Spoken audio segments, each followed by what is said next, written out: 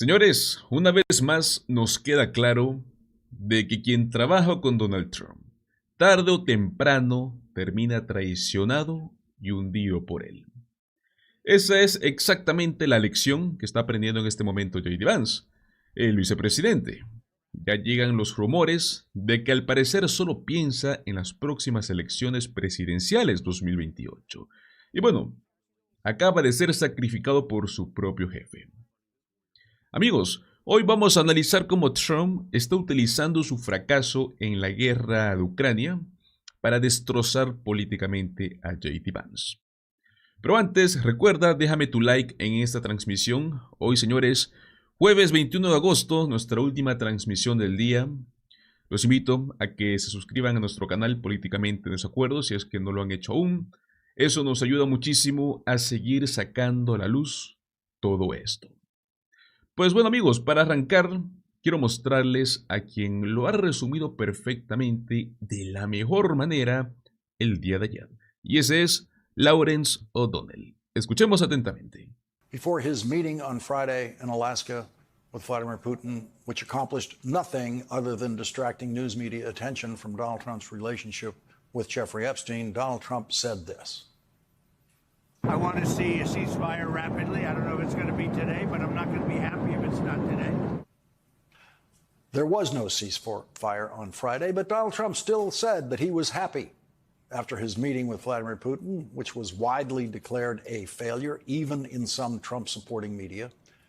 And 72 hours after saying, I want to see a ceasefire rapidly. I don't know if it's going to be today, but I'm not going to be happy if it's not today. Donald Trump said this today. I don't think you need a ceasefire. I like the concept of a ceasefire for one reason, because you'd stop killing people immediately, as opposed to in 2 weeks or 1 week or whatever it takes.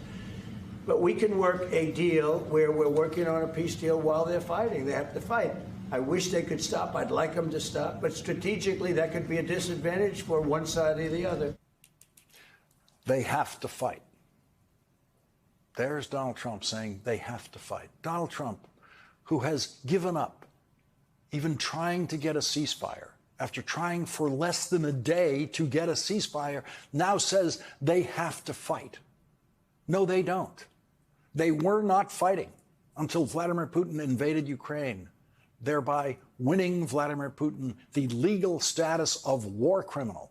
Y es que Donald Trump no tiene ningún interés real en la paz, ni en usar su poder de Estados Unidos para defender a algún aliado. Él solo actúa con fuerza cuando es contra medios de comunicación, cuando es contra universidades o incluso contra la gente común. Ah, no, pero cuando se trata de Vladimir Putin y de su guerra en Ucrania, Trump no hace nada. Y lo más triste es que tampoco su vicepresidente. De hecho, JD Vance llegó a decir lo siguiente, escuchen.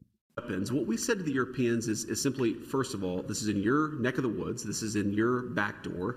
You guys have got to step up and take a bigger role in this thing. And if you care so much about this conflict, you should be willing to play a more direct and a more substantial way in funding this war yourself. I think the president, and I certainly think that America, we're done with the funding of the Ukraine war business. We want to bring about a peaceful settlement to this thing. We want to stop the killing. But Americans, I think, are sick of continuing to send their money, their tax dollars to this particular conflict. But if the Europeans want to step up and actually buy the weapons from American producers, we're okay with that, but we're not going to fund it ourselves anymore. What about Israel?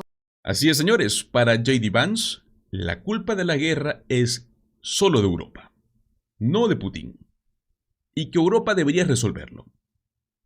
Y a ver, ¿Trump qué hizo? ¿Lo apoyó? No. Lo arrojó debajo del autobús, porque ahora, amigos, oficialmente Donald Trump le ha asignado a JD Vance la tarea imposible de negociar un acuerdo de paz con Rusia y Ucrania. Lo escucharon bien.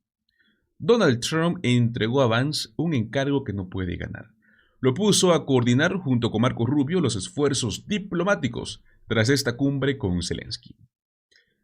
Algo que fácilmente suena pues una responsabilidad enorme, ¿no? Pero amigos, lo que no ven es que se trata de veneno político para JD Vance. ¿Por qué, amigos? Porque no tiene salida. Si él fracasa, y es lo más probable, porque Putin no va a querer ceder en nada, quedará marcado como un incompetente sin experiencia en política exterior. Y digamos que, por algún milagro, consigue un acuerdo. Sería una contradicción total con lo que él mismo defendió públicamente, que Estados Unidos debía reducir su implicación en Ucrania. O sea que, pierda o gane, JD Vance va a quedar hundido. Donald Trump lo puso en una trampa política, de la cual ya no va a poder salir. Lo más irónico, ¿no?, es que JD Vance ni siquiera ha sido tan leal a Trump. No lo ha defendido hasta el momento en el caso de Jeffrey Epstein. No se ha quemado demasiado por él en otros escándalos. Y aún así, Donald Trump decidió arruinarle el futuro presidencial. Esto es lo que sucede, señores, cuando tu jefe es Donald Trump. Tarde o temprano, te usa como un escudo. Y luego, te descarta. Del mismo modo, lo ha resumido perfectamente Nicole Wallace. Escuchemos. This afternoon, proof of an age-old principle that you can fool some of the people all of the time, and all of the people some of the time, but you cannot. You cannot fool all of the people all of the time. Donald Trump, take notes, because right now the American people are mad at you.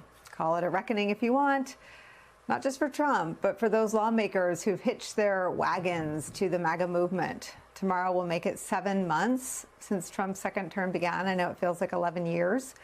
His report card, though, is so bad, it's going to need a signature from a parent. Overall, according to Pew, his approval rating is in the dumps, with just 38% of all Americans on his side. That compares to 60% who disapprove of Donald Trump's performance as president. It's a near record low for him. On tariffs, which are the signature tool of his economic masterminding, he's 23 points underwater on tariffs. On foreign policy, amid the pomp and circumstance, amid a flurry of meetings with European leaders, Trump is 14 points underwater right now. And on his administration's handling of the Jeffrey Epstein controversy, largely ginned up by his own coalition and base of core supporters, Pew says just 25% of all Americans approve of how he's handling that. And it compares to 70% who do not approve of how Donald Trump is handling the Jeffrey Epstein files. Before you write any of that off as a small matter, go beyond the numbers. Look at what elected Republicans are hearing about the so-called Epstein files. This is from Wyoming. Wyoming is a state Donald Trump won by nearly 50 points a few months ago. I don't know if that vote's going to come up on the floor, but what a lot of people don't realize is that is for the courts to decide. So you're going to give us an answer on it is for the courts to decide. Those files are sealed. It is for the courts to decide whether the files can be released. And they're declining it is a separation of powers issue. It is for the courts to decide. Grand jury transcripts aren't going to get released, right? I can't. There seems to be a lot of sentiment in the House, on the right and the left, to see what's in those Jeffrey Epstein files. Do you support the release of those files? I support. It's up to the courts to decide. It is up to the courts to decide. Thank you. It's up to the courts to decide. Yes, ma'am. Thank you. It's cute when MAGA is for judges after they're against them, and then for them again. That was Congresswoman Harriet Hageman. She replaced Liz Cheney, being called a sycophant by her own constituents. Here's more from her town hall. We have to have mail-in ballots. My question to you was, how do you feel personally of stripping Americans of those foundational tools of mail-in ballots? Mail-in ballots. Mail-in ballots are not foundational tools. So you just said we have to protect it, but it's not foundational. You're fully capable of exercising your right to vote without a mail-in ballot. You are absolutely fully capable of exercising your right to vote without a ballot.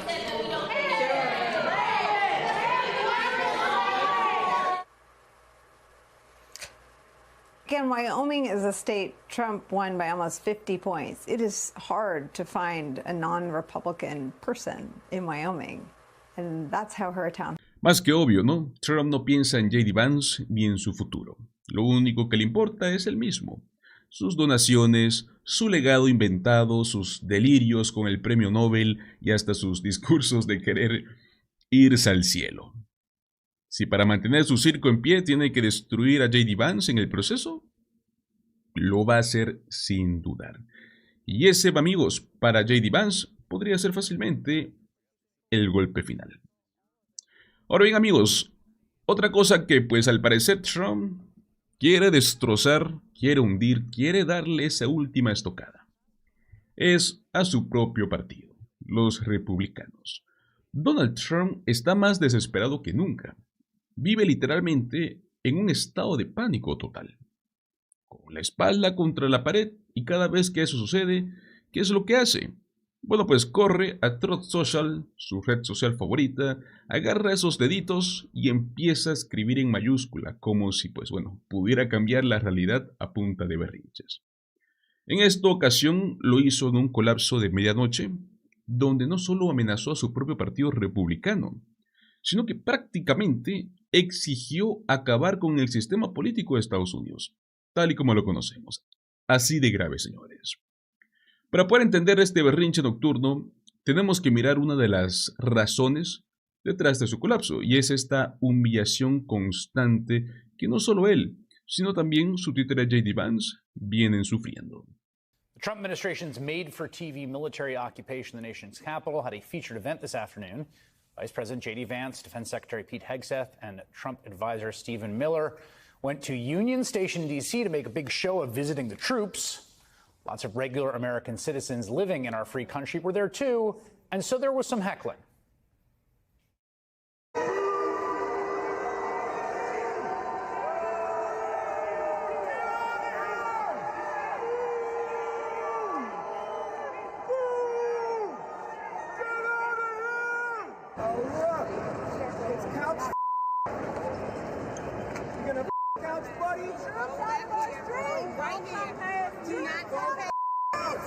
Are you gonna F a couch buddy is the sound of freedom. We have much more coming up on what is happening there in D.C., but for JD Vance, this wasn't just another bad day at work. The guy just got back from a vacation with his family in England. And we all know how tough it is to come back to work after vacation. I myself was just away with my family for the past 2 weeks, something I'm very lucky and grateful to have done. It's a privilege that I get to have vacation like that because Americans don't get enough vacation. I mean, very few Americans would say we get too much time off, except, of course, Donald Trump, who complained back on Juneteenth the U.S. has too many non-working holidays, adding the workers don't want it either. He posted that just before flying to his New Jersey golf resort for 3 days. But I saw this stat from Zatio when I was on my own vacation. I just couldn't believe it. JD Vance has been vice president for 7 months now. And in those 7 months, he's gone on 8 vacations. 8! His first one was 5 days after starting the job. Do you remember that? It was the Vance family ski vacation to the Sugar Bush Resort in Vermont. 5 days into the job. His motorcade was met with protesters. Many carried signs with local-themed insults like Vance skis and jeans. Some protesters even found him out on the slopes. JD, how does it feel being Putin's puppet?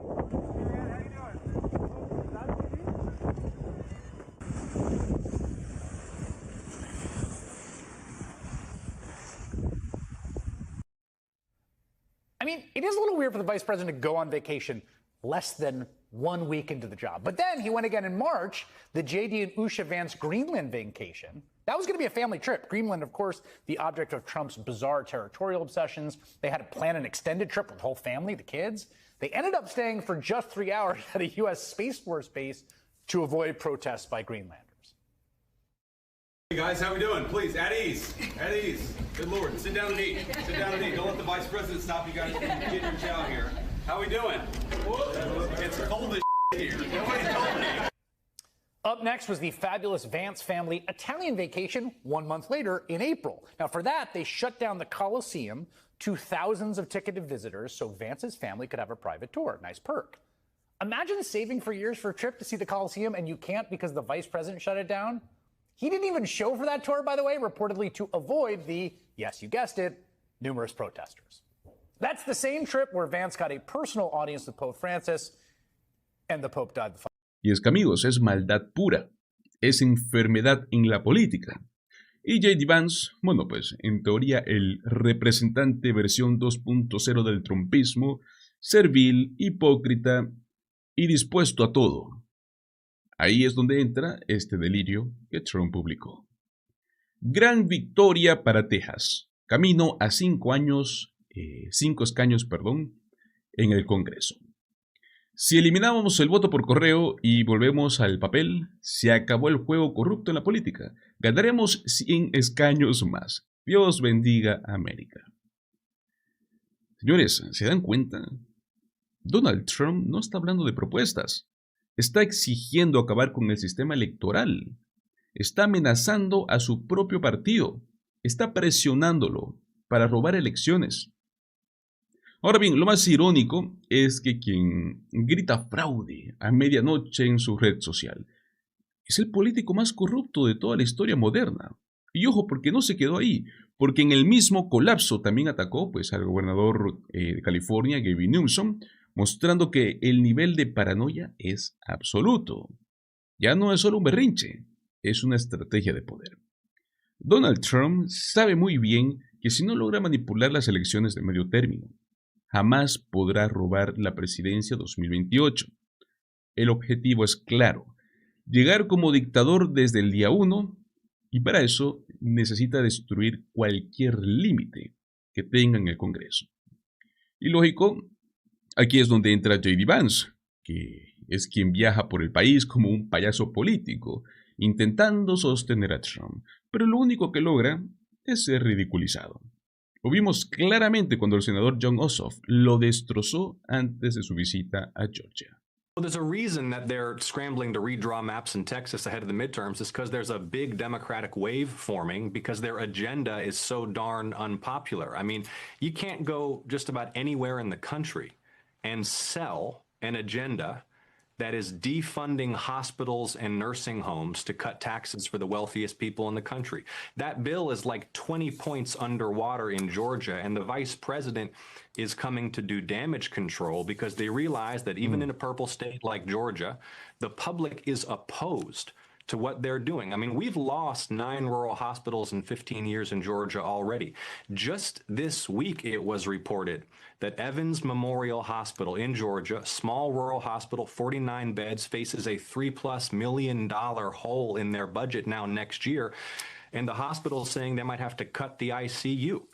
This is exactly what we warned would happen when they passed a bill that guts America's healthcare system, cut taxes for the rich. So Vance is being sent on this little errand to come and play defense in Georgia, defending a bill they can't defend, trying to sell the unsellable. And let me just say this about JD Vance, because he was supposed to be this avatar of a new GOP that was for working class people in the United States. His legacy forever now is casting the decisive vote to throw millions of Americans off health care, throw seniors out of their nursing home beds, all to serve the wealthiest and most powerful people in the country. He has zero credibility as a champion for America's working class, and the damage control he's trying to do in Georgia this week is going to fall flat, and Georgians have already rejected this policy. Senator, I want to stick in Evans County, Georgia, where you mentioned that rural hospital said that they're going to have to cut around $3.3 million from their annual budget. This is also after the hospital has had to cut their OBGYN services. Donald Trump won Evans by 70% of the vote last November. How do you, as the senator there, convince those folks who voted for Donald Trump in record numbers and said at 70% that this is not good for them, that this administration, in your estimation, is not good for them?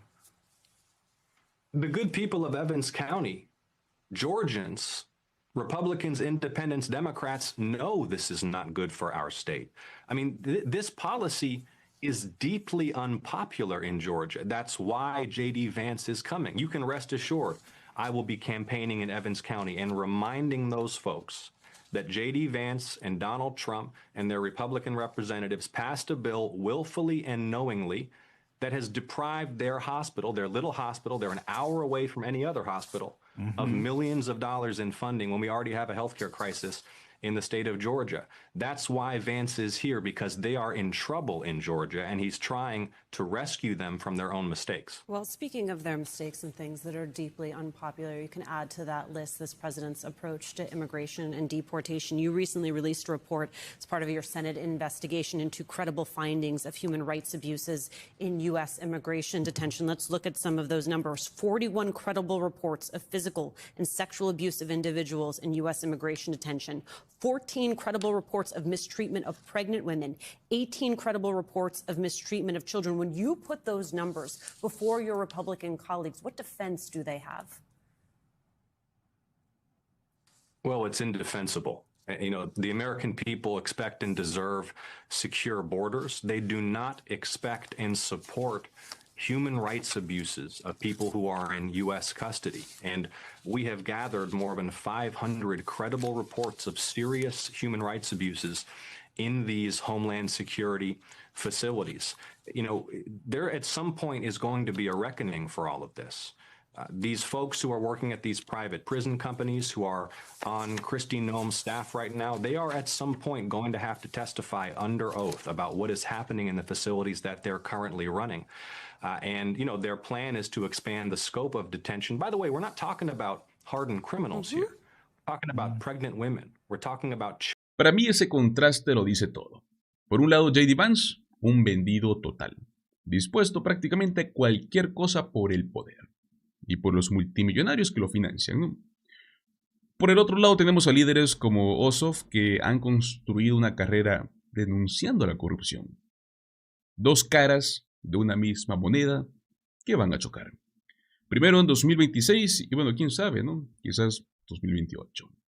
Lo importante es el presente, pero Trump está perdiendo el control, amigos, amenazando a su propio partido, presionándolo al límite, y su única salida es destruir la democracia desde adentro. Bueno, señores, muchísimas gracias por haberme acompañado hasta el final de esta transmisión al vivo. Hoy, jueves 21 de agosto, señores, acabamos nuestra última transmisión. Mañana volveremos con todo, con la información más importante del momento. Muchísimas gracias por su apoyo.